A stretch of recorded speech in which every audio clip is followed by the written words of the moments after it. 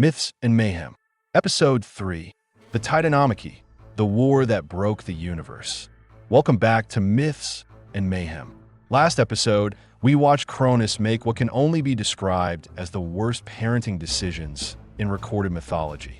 He received a prophecy, panicked, ate his children, got tricked by a rock, and accidentally created the exact circumstances that would lead to his downfall, which means he's officially qualified for Greek mythology. Now today, we're covering the Titanomachy, the war between the Titans and the Olympians, the conflict that decides who rules existence. And I need to be very clear about something before we begin. When I say war, do not picture armies marching across a field. This is not two kingdoms fighting over territory. This is the literal sky versus the future king of the gods. This is mountains being used as ammunition. This is lightning becoming a strategic resource. This is ancient monsters deciding today's a good day for violence. This is mythology looking at subtlety and throwing it off a cliff. Let's set the stage. On one side, Cronus and the Titans, the rulers of the cosmos. They've been in charge for ages. They're powerful, experienced, and they currently control reality. On the other side, Zeus and his siblings, recently rescued from inside their father, which is still one of the strangest origin stories in mythology. They have determination, a prophecy, and a rapidly growing list of allies. Now, if you're a betting person, the Titans should win. Easily. The Olympians are outnumbered, outgunned, and relatively inexperienced. But the Titans have one massive disadvantage. They're in a Greek myth. And if you're in a Greek myth, prophecies are basically spoilers. Now here's where things get interesting. Not every Titan sides with Cronus. Some Titans take one look at the situation and think, you know what? I'd rather not get involved. Oceanus stays mostly neutral. Themis eventually sides with Zeus. Prometheus sides with Zeus, which means even before the war starts, the Titans are dealing with workplace morale issues. Imagine preparing for the biggest war in history and discovering several members of upper management have quietly updated their resumes. Not ideal.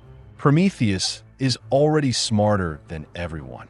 Prometheus deserves credit because he's one of the few characters who looks at Zeus and thinks, yeah, that prophecy is probably happening. Most mythology characters treat prophecies like challenges. Prometheus treats them like weather forecasts. If the forecast says hurricane, you don't punch the hurricane. You prepare. This is why Prometheus survives longer than most mythological decision makers. The Titans establish their headquarters on Mount Othries. The Olympians establish theirs on Mount Olympus. And suddenly mythology has become the world's most dangerous game of King of the Hill. Imagine being a random shepherd living nearby. One day you're herding goats.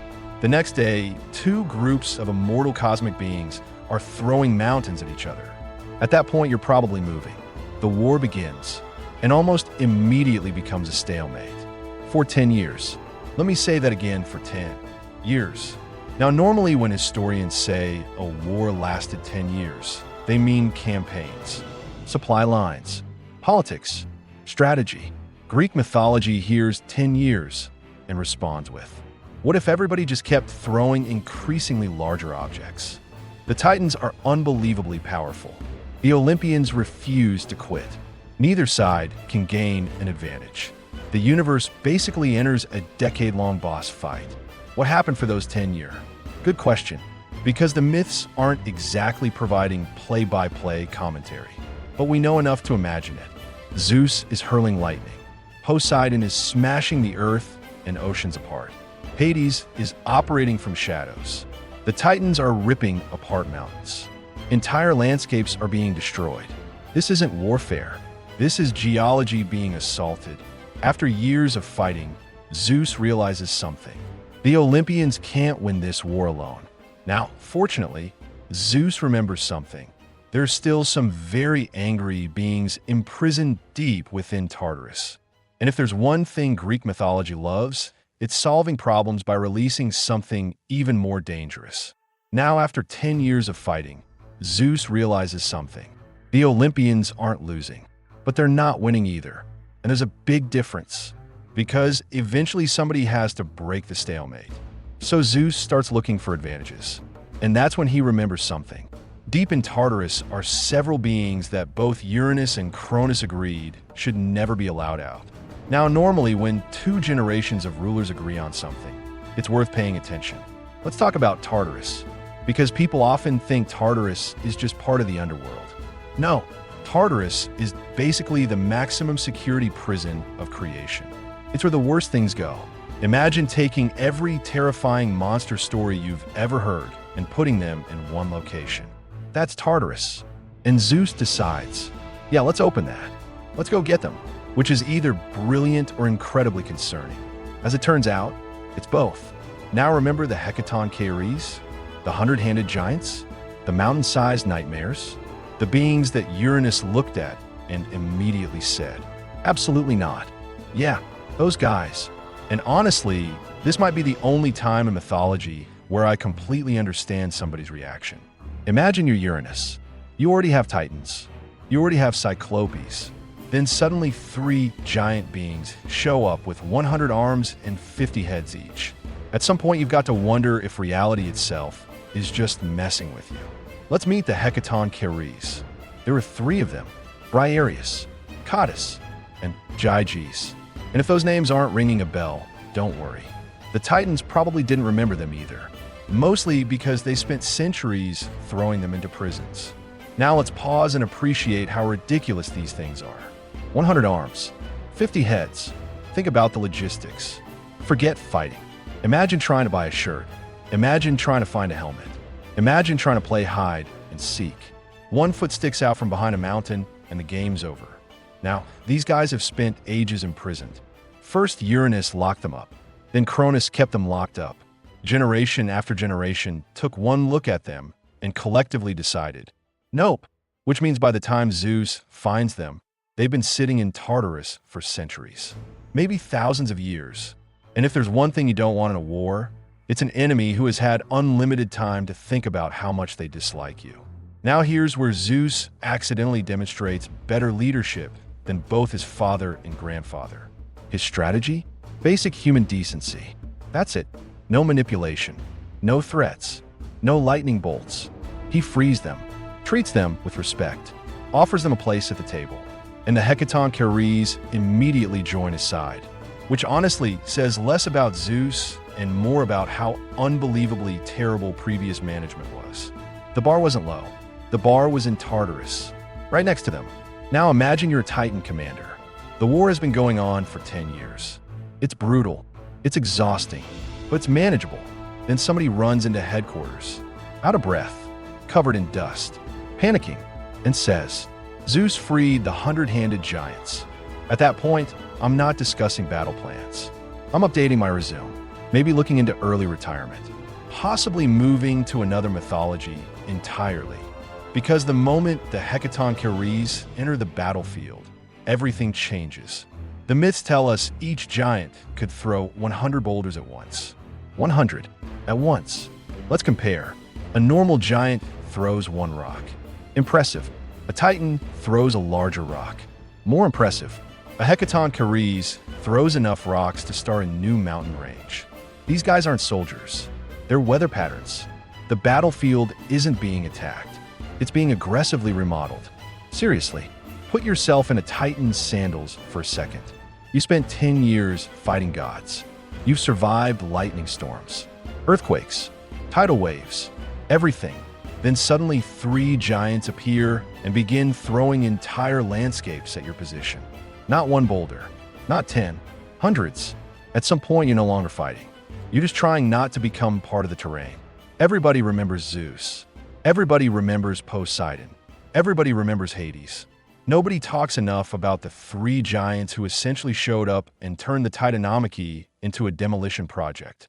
Without the Hecatoncheires, this war probably continues indefinitely. Without them, Zeus might never become king. Without them, Olympus might just be an ambitious real estate development. These guys are the MVPs. And honestly, it's not even close. Now with the Hecatoncheires launching enough boulders to bankrupt a quarry and Zeus raining lightning from the sky, the Titans finally begin to lose ground. For the first time in 10 years, the balance shifts. The old order starts collapsing. The prophecy starts coming true. And Cronus finally discovers what every Greek mythology character eventually learns. You can delay a prophecy. You can fight a prophecy. You can eat several family members because of a prophecy. But you are absolutely not stopping a prophecy. After the war, Zeus gives the Hecatoncheires a new job, guarding Tartarus, the prison holding the defeated Titans. And honestly, perfect choice. Because if I'm a Titan looking for an escape route, and I see 3 giants with a combined total of 300 arms standing by the exit, I've suddenly decided prison isn't that bad. Matter of fact, I'm decorating my cell, maybe picking up a hobby, because those giants have already proven they can solve almost any problem by throwing enough rocks at it. And I have absolutely no desire to become the next problem. Meanwhile, the Cyclopes continue supporting the Olympians. Now, I know when people hear Cyclopes, they think giant monsters. But these Cyclopes are master craftsmen. Without them, Zeus doesn't have lightning bolts. Poseidon doesn't have his trident. Hades doesn't have the Helm of Darkness. The entire Olympian victory depends on 3 one-eyed engineers, which honestly feels like a lesson. Never underestimate the importance of technical support. One of the coolest parts of the war rarely gets enough attention. Using the Helm of Darkness, Hades infiltrates Titan positions. Invisible, undetected, sabotaging defenses. Now imagine being a Titan. Things keep exploding. Nobody knows why. Everybody is accusing everybody else. Meanwhile, Hades is essentially running the world's first special operations unit. Now, if Hades represents stealth, Poseidon represents the exact opposite. Poseidon solves problems the way a tidal wave solves architecture. Subtlety is not a consideration. The myths describe him shaking the earth itself, which means every battle involving Poseidon is also an earthquake. That's commitment. Then there's Zeus. And this is the war where Zeus truly becomes Zeus, the king of the gods, the lord of thunder, the guy whose solution to problems increasingly becomes, have you considered more lightning? The answer is usually no, because most people don't have access to unlimited lightning. Zeus does, and he uses all of it. Eventually the balance shifts. The Hecatoncheires overwhelm the Titans. The Olympians push forward. The heavens shake. The earth cracks. The seas rage. The Titans finally begin to lose ground. And after 10 years of war, the prophecy catches up with Cronus, just like it always does. The details vary depending on the source, but the outcome never changes. The Titans lose. Cronus is defeated. The old order collapses. The Olympians win. And the universe enters a new age. Now remember, this entire disaster started because Cronus tried to avoid being overthrown. Greek mythology really loves irony. After the war, Zeus has a decision to make. What do you do with defeated Titans? The answer: throw most of them into Tartarus, guard them with the Hecatoncheires, and make absolutely sure they stay there. Which is fair, because if someone spends 10 years trying to destroy reality, you probably don't want them wandering around afterward. And then there's Atlas. Poor Atlas. Atlas fought against Zeus. So Zeus gives him a special punishment, holding up the heavens forever. Now, technically, this isn't the worst punishment in mythology, but it might be the most exhausting. Imagine being assigned an eternal responsibility because you picked the wrong side in a cosmic civil war. Atlas still can't catch a break. Thousands of years later, people still think Atlas is holding the earth. He's not even getting credit for the correct job. That's rough. With the Titans defeated, the Olympians take control. Zeus becomes king. Poseidon receives the sea. Hades receives the underworld. The age of Olympus begins. Everything should be stable now. Everything should be peaceful. Everything should be under control. And if you've watched even one episode of this series, you already know that's not what's going to happen. Because here's the funny thing. The Olympians spent 10 years fighting the Titans, then immediately started creating brand new problems. The monsters aren't gone. The prophecies aren't gone. Humanity is still around. And Zeus is still Zeus, which means future disasters are basically guaranteed. The Titanomachy ends. The Olympians reign. The Titans fall. The prophecy comes true. And the universe changes forever.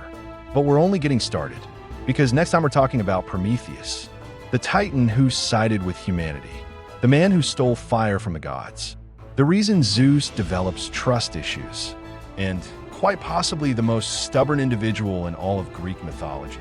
Until then, remember, if a prophecy says your child will overthrow you, maybe don't start a 10-year war trying to prevent it. Historically speaking, that strategy remains undefeated.